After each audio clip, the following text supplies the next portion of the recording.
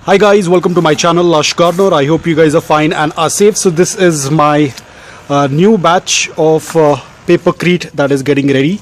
So this is almost 2 days old. It still has to get a little bit more into a pulp.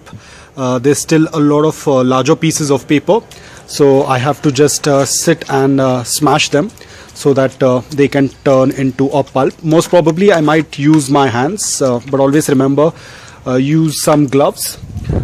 So this is still in the process of making some more of Papercrete pots. So this is how the pulp looks like. This is almost 60% done. Another 40% to make it completely into pulp, so it's still going to be sitting in water, and then probably I'll use my hand to smash it even more. Right now I'm just doing it with the stick. So these were all the tissue papers and stuff that usually comes in the postage when I tend to buy succulents. So this is all the toilet paper and the wrappings of on the succulent. So everything is going to turn into the pulp. And I had recently made some more of Papercrete pots. I'm going to show it to you. So I wanted to try something new, so let me show you. So these are the new ones. So I wanted to make the rectangular ones, so I thought let's try with this one. So I always wanted to have a rectangular succulent pot. I have made it earlier as well, but this time I made it with the with a Papercrete.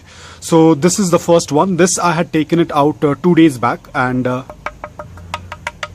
you can see it's already cured very well, and it's almost turned like concrete. They have some drain holes. Now I love the imperfect shape of these pots, so I usually do not sand them. I prefer them to have this very raw look because the succulents look absolutely beautiful in this. Whenever I'm going to repot my succulents in this, I will definitely show you guys an update video. But right now I'm just going to leave them some more time to cure in the sun, in the direct sun. And this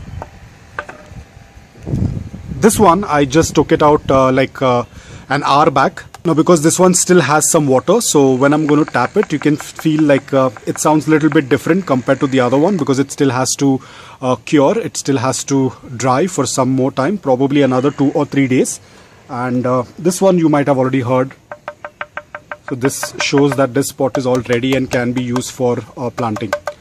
So guys, I hope that you liked this video. If you did, please hit the like button. If you're new to my channel, please consider subscribing to it. Until then, take care, stay safe and keep planting.